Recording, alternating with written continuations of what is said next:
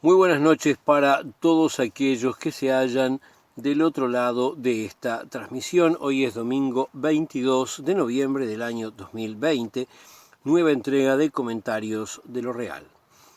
Vamos a empezar hablando de el tema del COVID, que se ha aumentado muchísimo la cantidad de casos. Hoy han habido 134 casos, cantidad récord para el Uruguay. Recordemos que al empezar la semana, el ministro de Salud Pública dijo que iba a aumentar la capacidad de hacer análisis, iban a poder hacer mayor cantidad de análisis y que también se modificó la forma en que se hace el seguimiento. Esto es, casos que antes no se hacía un seguimiento, simplemente se decía, no, a este no vale la pena, ahora también se les va a hacer hisopados.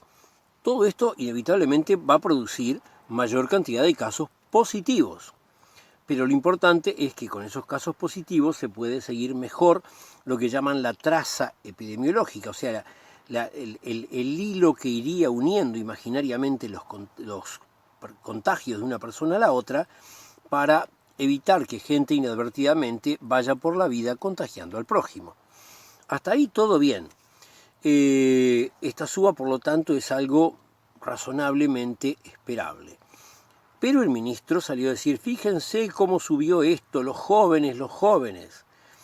Y en las redes hubo alguna discusión y yo por allí leí que habían habido gente que se había tomado la molestia de sacar la cuenta y que aparentemente la distribución por edades era la misma. Pero ahora leí hace un rato que no, que la mayor parte de los contagiados son adultos, no son jóvenes. Señor ministro, dígale a los adultos, cuídense adultos, sean como los jóvenes, por favor, que ellos se cuidan mejor y más aparentemente.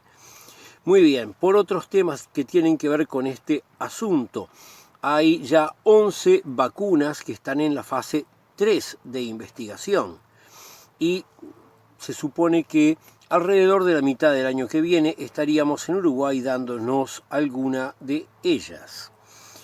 Hubo un tema muy sonado, que es el tema de los jugadores de la selección.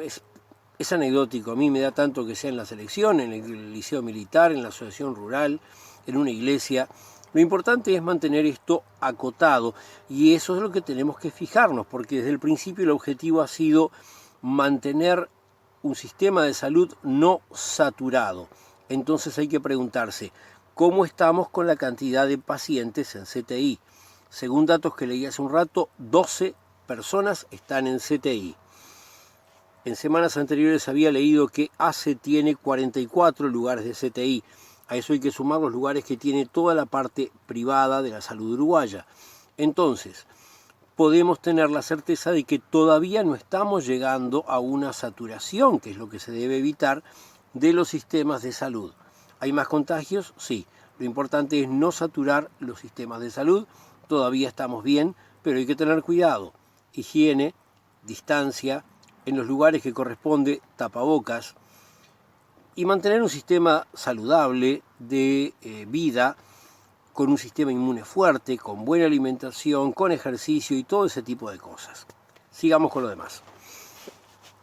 Tenemos que en materia de presupuesto el Frente Amplio propuso reasignar un 0,1% del PBI que estaba destinado a imprevistos y a cargos de confianza para que vayan a salud, primera infancia, juzgados de género y también un aumento a los sueldos de los soldados rasos.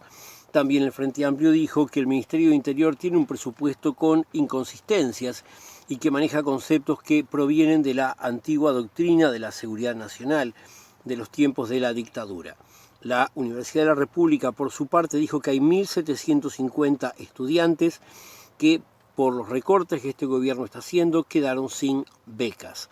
1.750 estudiantes que posiblemente no puedan seguir estudiando. Sigamos. Tenemos por otro lado que la semana pasada, ¿se acuerdan que estaba aquel caso del señor de 68 años con un machete? Bueno, Larrañaga apoyó totalmente la acción de la policía. Descartó que debían haber actuado de otra manera. Bueno, a mí me parece que le está errando. Pero lo que se dio en esta semana además fue un caso de una toma de un rehén en una joyería, un asaltante de una joyería captura a la dueña, eso estuvo muchas horas hasta que por suerte todo se resolvió sin que muriera nadie. Pero después de este caso salió el ministro a decir, oh caramba, caramba, no basta con represión, hacen falta políticas sociales, oh caramba. ¿Ustedes se acuerdan cuando el Frente Amplio decía lo mismo? Bueno, entonces en esa época el actual ministro decía que no. Ahora dice que sí. Bueno, está bien cambiar de opinión, pero hay que explicar que uno se equivocó antes. Vamos a otro tema.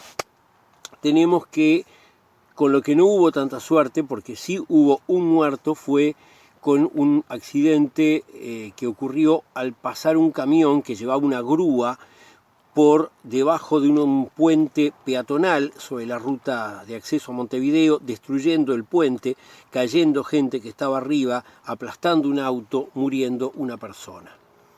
Bueno, esto lamentablemente que se cobró una vida, el Ministerio de Transporte va a hacer un seguimiento con un juicio civil y penal, pero el ministro Heber, el actual ministro de Transporte, había quitado controles que se hacían a los camiones, se los sacaron, ahora no se hacen. Entonces cabe preguntarse, ¿este accidente con esos controles podría haberse evitado? Yo no lo sé, no sé exactamente en qué consisten los controles, pero a mí me preocupa, es una cosa que me parece que debería saberse. Otra cosa que preocupa es que hay diferencias, o sea, tenemos dos fiscales anticorrupción, uno está trabajando con unos criterios, otro con otros criterios menos exigentes. Van a abrir una nueva fiscalía, eso está muy bien. La pregunta es que, bueno, ¿por qué están esos dos criterios distintos? Hay muchas razones, desde diferencias en los casos que les hayan llegado, hasta, naturalmente, cierta permisibilidad en uno y no en el otro. Vamos a tratar de seguir leyendo sobre este tema, a ver si se investiga y se publica algo más. Pero por ahora queda la preocupación. También hay una preocupación, al menos a mí me parece que es una preocupación relevante, porque van a establecer una base en el Río Negro, en Fraiventos, que no está exactamente sobre el Río Negro, está sobre el río Uruguay, pero ahí cerca de dar la vueltita para el Río Negro, para hacer patrullaje del Río Negro para combatir el narcotráfico. Combatir el narcotráfico está bien, fenómeno. Poner una base para eso puede estar muy bien, esperemos que los recursos que van a esa base se utilicen bien y den fruto. Esa es la gran pregunta. Continuemos. ¿Se acuerdan de Almagro? ¿Se acuerdan que parecía como que quería volver y ser un hombre de la coalición? Bueno, ahora ya dijo que él va a volver y que se ve a sí mismo en el Partido Colorado. Reconoció que operó políticamente contra Morales, Evo Morales, el presidente de Bolivia, en aquel entonces. Y Sanguinetti dijo, sí, que venga con nosotros, me parece bárbaro. Obviamente la gente que no es de Sanguinetti, la de Talvi, creo que no está muy contenta. Pero, ¿qué personaje Almagro? Fue blanco, fue frentista, fue colorado. Y no es que yo critique que la gente cambie, es muy normal que la gente cambie de postura. Pero cuando uno cambia, tiene que reconocer que cambió y decir por qué cambió.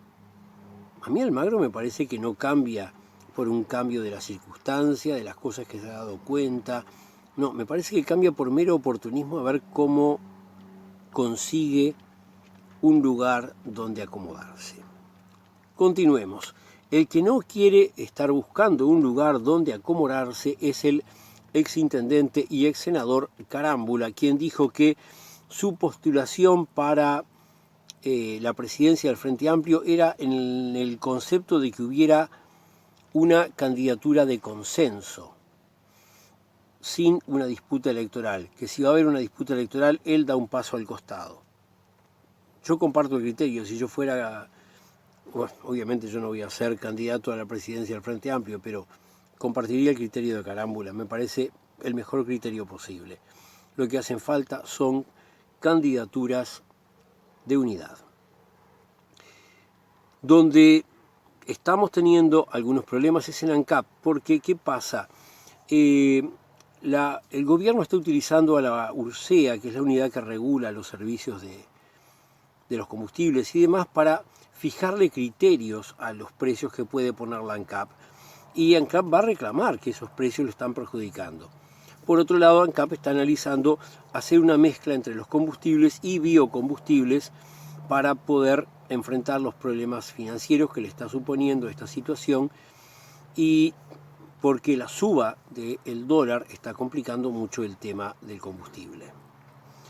Bien, tenemos por otro lado que el PIT-CNT está reclamando que las jornadas de las personas que teletrabajan no sean de más de 8 horas. El teletrabajo fue una de las estrellas de la pandemia.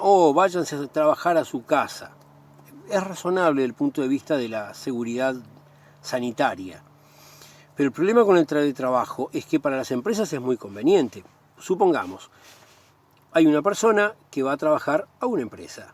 Entonces la empresa tiene que gastar corriente, agua, ventilación, mantenimiento del edificio, paga seguros por si a la persona le pasa algo.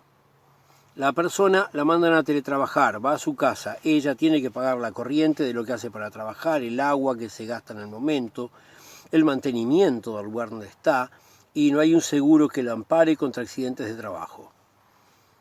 Y encima de eso tiene que atender las cosas de su familia. Y encima de eso puede extenderse y seguir trabajando horas y horas y horas sin que le paguen horas extras.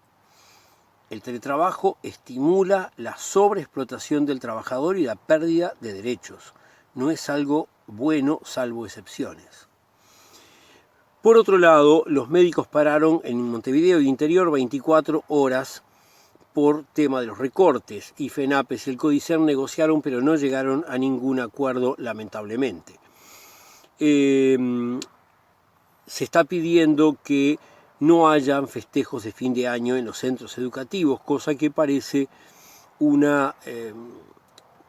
pedido razonable dado el contexto en que estamos. El PIT-CNT está planteando que no se produzca un aumento al barrer de todas las edades jubilatorias como única variable en el ajuste de la reforma de la seguridad social, que es lo que está planteando el gobierno o los expertos cercanos al gobierno.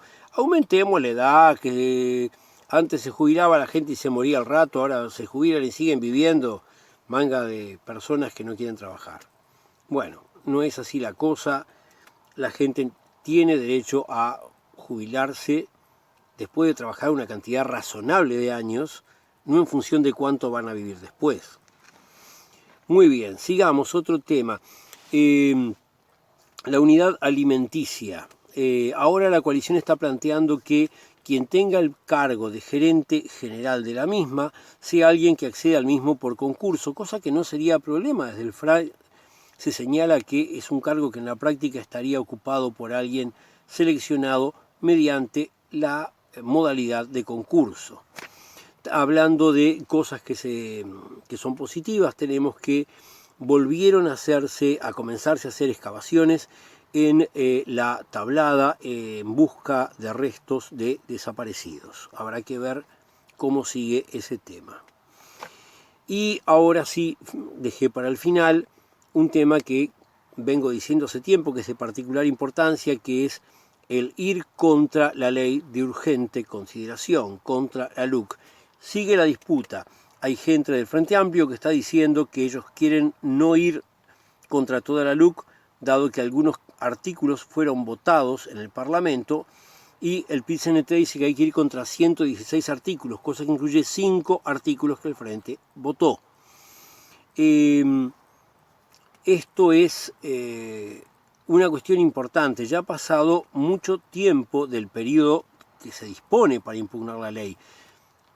Parece que ahora a fin de mes esto se va a definir. Bueno, defínanlo. Hay que ir contra la LUC. Yo amaría ir contra toda la LUC. No se puede ir contra toda, bueno, contra la parte que sea, pero ya hay que definir contra qué se va. Muchas veces lo mejor es enemigo de lo bueno, y esto vale para las dos posiciones. Si lo mejor fuera mantener esos artículos, bueno, eso puede ser enemigo de lo bueno. Ir contra todo sería lo mejor. Si lo mejor es ir contra todo, bueno, pero si no se consigue el consenso, eso es enemigo de lo bueno. Lo importante es llegar a un acuerdo. y voltear lo que se puede voltear. No se puede seguir demorando, hay que terminar esta espera, hay que definir el texto de cómo se va a hacer esta impugnación y de una buena vez empezar a juntar las firmas contra la ley antipopular estrella de este gobierno. Nos vemos la semana que viene. Pasen bien.